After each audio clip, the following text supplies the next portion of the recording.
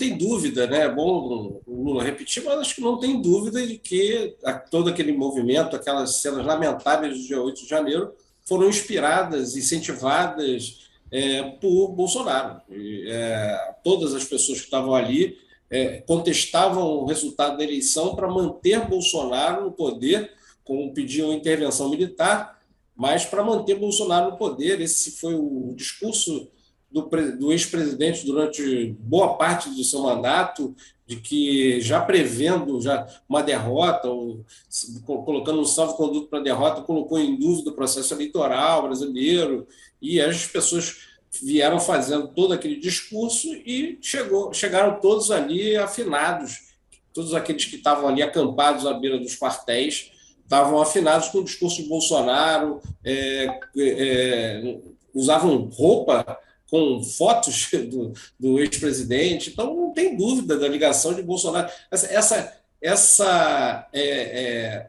possibilidade essa brecha negativa de que Bolsonaro tem alguma relação com esses atos de 8 de janeiro, que chega a ser uma piada, né?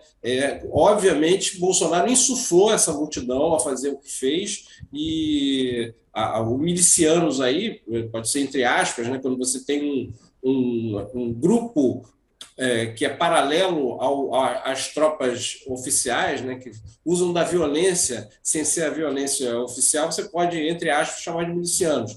Acho que é nesse sentido que o presidente Lula falou que são milicianos de Bolsonaro. Então, é isso.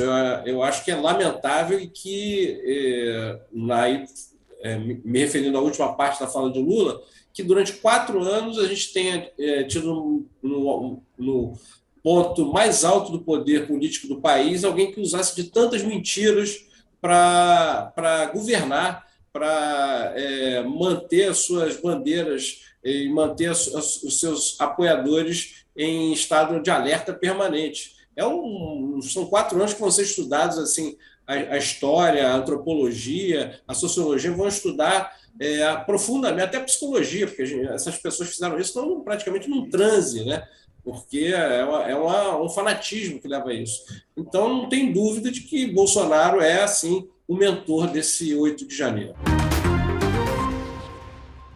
É importante que as investigações se conectem, né? Não dá para ignorar quem era o grande beneficiário dessas ações do ponto de vista eleitoral, a quem interessava tumultuar o processo eleitoral brasileiro, não reconhecer o resultado, criar falsas informações sobre o nosso sistema eleitoral. Só interessava o Bolsonaro, porque há 4 anos, né, quando o Fernando Haddad perdeu a eleição presidencial para o Jair Bolsonaro, ele reconheceu o resultado eleitoral, ele cumprimentou, o PT não foi para a rua fazer tentativa de golpe de Estado por não reconhecer o resultado eleitoral que elegeu o Jair Bolsonaro.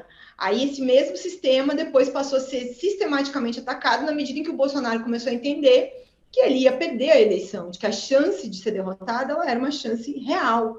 E, enfim, trago até aqui um bastidor, sabe, Diego? Assim, hoje até estava com umas fontes lá próximas ao Bolsonaro e estavam falando ainda, relembrando o dia da derrota, e comentando o quanto que ele ficou chocado, ele não esperava perder.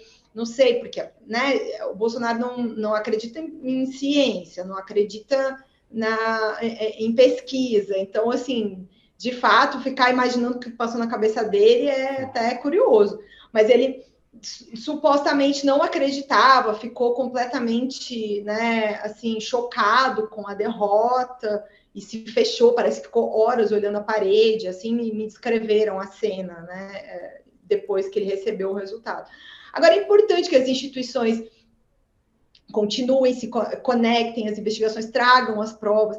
E uma coisa que, enfim, nas últimas vezes que a gente fala sobre encontrar a responsabilidade do Bolsonaro, né, em que medida ele é responsável direto, ou seja, teve uma participação efetiva, ajudou a planejar o que aconteceu em 8 de janeiro, né, em todo aquele ataque ao Supremo, ao Congresso. Isso precisa até materialidade, é importante que essas investigações tenham qualidade, né? Eu tenho dito, quando a gente vai analisar esse tipo de questão, que assim, as pessoas estão com uma pressa de discutir prisão do Bolsonaro.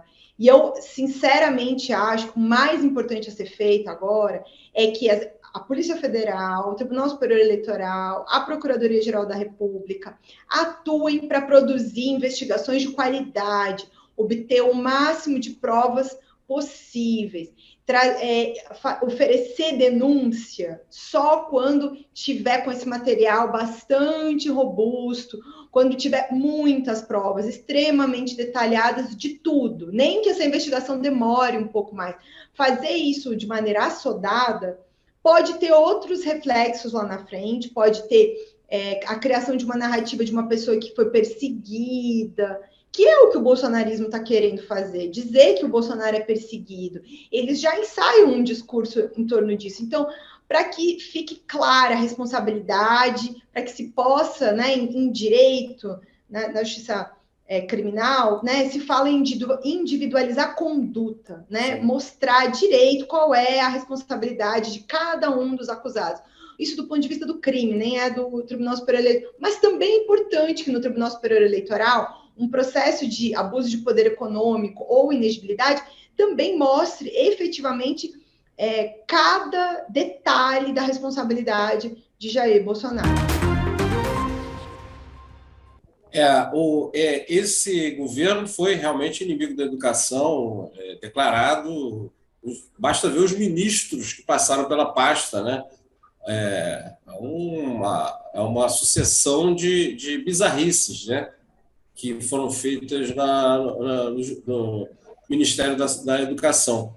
Agora, mas não só esse inimigo, Bolsonaro, é um grande inimigo da educação, mas as bolsas, né, que agora são reajustadas, estavam congeladas, com valor congelado desde 2013, 10 anos, então. O que a gente constata é que toda essa conversa, todo esse papo institucional dos políticos, ou da maioria deles, né, falando em educação, na importância da universidade para o desenvolvimento brasileiro e tal, é papo furado, né? Porque você só dá importância a alguma coisa para a qual você dá orçamento também. Você gasta com esse tema, com essa área, né? Se você não gasta, é porque você não está dando importância. Então, 10 anos numa área que é fundamental, é a educação e o desenvolvimento científico. Por outro lado, o presidente Lula lembra também que há vários anos, pelo menos desde o início do governo Bolsonaro, os gastos com merenda escolar também não eram reajustados. Então, desde a universidade até o ensino médio, ao que garante o aluno mais pobre a permanência no ensino médio, as condições para que ele aprenda, também não eram garantidas, né? Então, que país a gente está construindo se a gente não dá a prioridade devida no orçamento para a educação? Então, seja lá quais forem os próximos presidentes depois de Lula, é bom a gente ter isso em mente. Não adianta a gente ficar com um discurso institucional de que a educação é importante se a gente não dá dinheiro para a educação, não dá dinheiro para a pesquisa. Então, é assim que a gente vê se realmente a educação é importante, botando dinheiro nessa área. Qual